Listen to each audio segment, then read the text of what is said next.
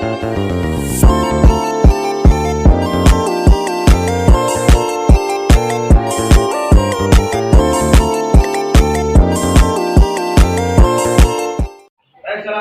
warahmatullahi wabarakatuh.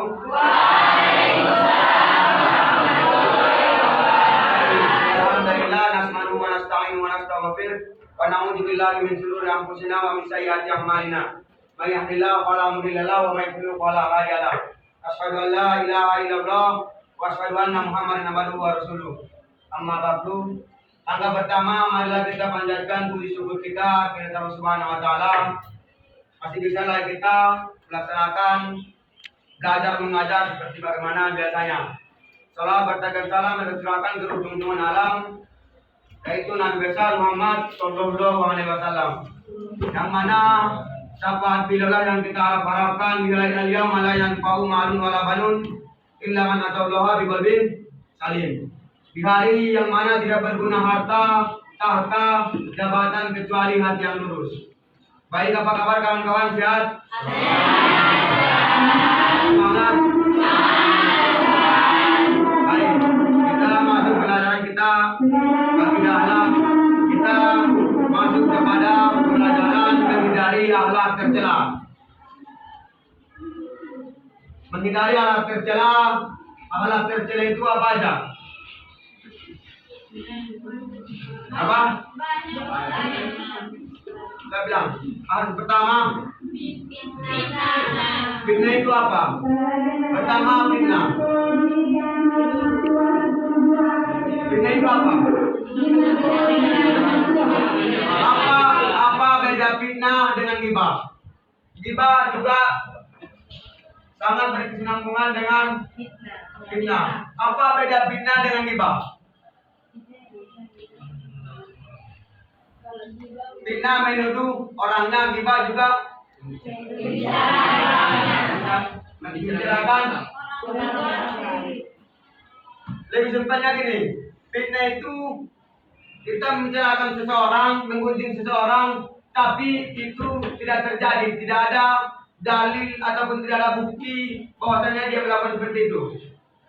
Paham?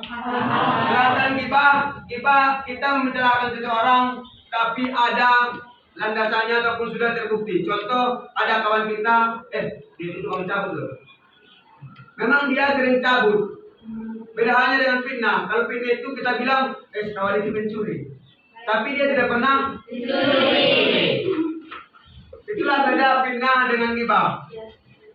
Kadang fitnah ini banyak kita temui di masyarakat. Kadang kita temui di lingkungan kita. Kita difitnah yang nggak baik sekolah, apalagi kita rajin sekolah gitu kan. Yakinlah kawan-kawan, ketika ada orang yang mengata-ngatai kita, mengunjungi kita, itu berarti kita udah satu langkah lebih maju daripada mereka. Artinya apa? Gini, dalam buku filosofi teras itu dikatakan kita memang tidak punya banyak tangan untuk menutup mulut semua orang, tapi kita punya dua tangan untuk menutup telinga kita. Artinya apa? Ketika kita selalu mendengarkan ocehan orang lain, jangan harap kita akan pernah bangkit. Jadikan ocehan itu, jadikan fitnah itu jadi motivasi untuk kita. Ketika kita diremehin, tidak akan tambah sekolah karena bandel apa segala macam. Banyak kalau kita pulang ke kampung, dia pesantren tidak pernah sholat. Dia pesantren tapi sukanya keluyuran. Itu kita jadikan sebagai motivasi. Bagaimana agar kita bisa musabaha diri, introspeksi diri, agar kita bisa menjadi lebih baik lagi. Kita mengenal diri kita sendiri. Kita lihat di kalangan masyarakat, cobaan anak pesantren itu lebih banyak daripada cobaan anak umum. Kenapa? Karena kita di sini lagi diuji. Kita lihat apalagi yang berasrama itu, baik dia gatal-gatal, baik dia penyakit perut, itu tidak bisa kita pungkiri. Kalau SMA itu nggak ada, apalagi di biaya sekolah. Kadang ketika kita menelpon, kita harus menahan lapar, menahan haus, karena terlambat datangnya belanja. Beda dengan anak SMA. Anak SMA ketika minta duit langsung ada. Dan gibah, ketika kita masuk di kalangan masyarakat juga, gibah ini sangat familiar untuk kita dengar. Kadang ibu-ibu zaman sekarang rela meninggalkan pekerjaannya, rela nggak pergi ke kebun, rela nggak masak, rela nggak cuci piring hanya demi gibah. Maka sekarang kalau ada tempat-tempat duduk depan rumah itu hanya untuk tempat gibah. Jangan salah kawan-kawan, ya kan? Kalau ada tempat duduk semacam apa bangku, semacam apapun itu hanya untuk dijadikan untuk tempat gibah. Yang ketiga, namimah. Namimah ini apa? Mengadu domba. Mengadu domba itu yang bagaimana?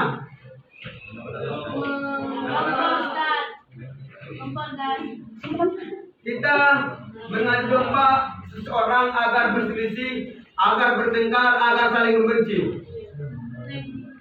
Contoh, ini sekawan ini kita bilang, dia bilang Anda hitam. Baru kita bilang sama dia, bilang tadi Anda gini-gini. Jadi mereka nanti akan saling berantem, akan saling sakit hati. Banyak kadang candaan-candaan itu yang menyinggung hati. Banyak candaan-candaan itu yang kadang membuat kita saling berselisih, saling menyakiti, saling sakiti. Khairul sahabi man yadulluka ala khair. Sebaik-baik sahabat adalah yang mengajak kepada kebaikan. Tapi sekarang kalau kita mencari sahabat itu mungkin udah 1000 dari 1001. Kadang rambut yang sama hitam, muka yang sama polos, kita tidak tahu apa isi hati, apa isi pikiran dari kawan sebelah kita. Makanya dikatakan dalam satu riwayat, kita jangan terlalu percaya kepada seseorang. Dibilang di situ, jika kita membenci seorang, jangan terlalu membencinya.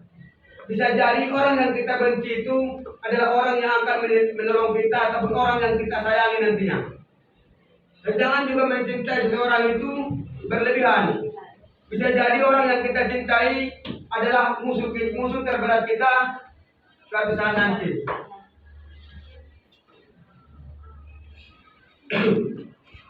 Baik, dari fitnah, ghibah dan namimah ini ada pertanyaan atau ada yang menjanggal. Jadi gini, maksudnya tidak ada pertanyaan fitnah. Kalau kita membicarakan seseorang ada landasan tapi belum jelas apakah termasuk fitnah, contoh. Atau apapun pertanyaan dari kawan-kawan dari ghibah, fitnah atau namimah ini ada. Fitnah ini tadi apa artinya?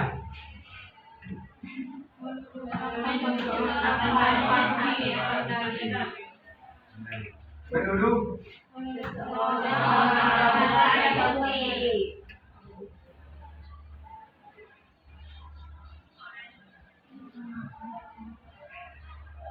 tanpa ada bukti. Ghibah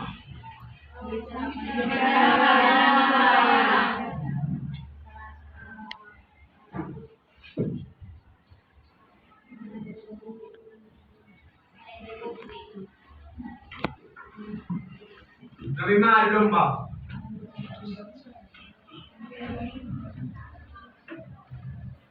Tapi enggak kawan-kawan, semakin namimah ini sekarang masih kita alami. Jadi enggak? Kenapa Ustaz bilang begitu? Karena gini, namimah adu domba, kita sedang diadu domba sama kita umat Islam. Kalau kita diajak perang oleh negara-negara luar, mungkin semua umat Islam ini akan mau berperang. Karena orang itu tahu kalau kita mati dalam keadaan perang, kita akan mati syahid.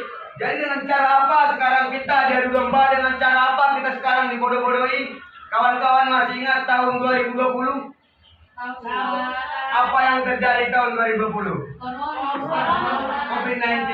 Kita tidak diperbolehkan untuk keluar rumah, kita tidak diperbolehkan untuk belajar, kita hanya diperbolehkan duduk di rumah main HP. Sampai mulai dari kelas 1 SD udah minta HP. Maka jangan salah kawan-kawan, sekarang anak-anak yang belum bisa berjalan, yang belum bisa bicara, udah bisa buka YouTube. Jangan salah.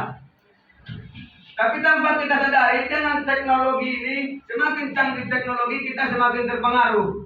Di sini kita lalai. Minat belajar kita kurang. Pekerjaan kita lalai. Bahkan ketika kita menggunakan teknologi, kita lihat kawan-kawan, ketika ada orang tua belajar sama kita, ada orang tua bicara sama kita, kita hanya sibuk main HP. Makanya dikatakan gadget ini menjauhkan yang dekat, mendekatkan yang jauh. Kalau ada kerabat kita yang jauh, ya mungkin bisa kita video call, teleponan segala macam. Tapi ketika kita dekat, duduk ngopi, 4 orang, 5 orang, mungkin kita tidak akan saling sapa. Kecuali sudah habis baterai, habis paket, atau dari jaringan. Mungkin bisa. Makanya kalau kita memang boleh mengikuti perkembangan zaman, kita memang boleh mengikuti apa yang terjadi sekarang. Apalagi sekarang kita sudah memasuki era industri 5.0. Ada yang tahu 5.0? 5.0 itu kita sudah mulai memasuki zaman di mana kita mempergunakan semuanya robot.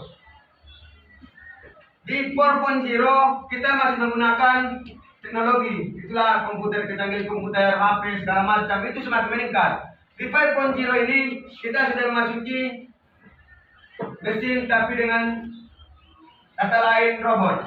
Karena salah kawan-kawan, di luar negeri itu ada datanya, sudah ada yang memperdistri robot. Sudah ada yang memperdistri robot.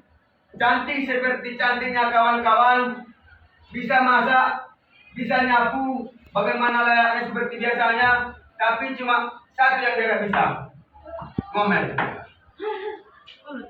Dia tidak bisa marah-marah. Robot itu tidak bisa marah-marah. Kalau disuruh nyapu dia bisa. Kalau disuruh masak dia bisa. Kalau disuruh apapun pekerjaan rumah dia bisa. Tapi kalau marah dan berkembang biak juga nggak mungkin kan. Namanya robot. Makanya pemikiran orang luar, mereka beranggapan lebih enak memperdistri robot daripada manusia.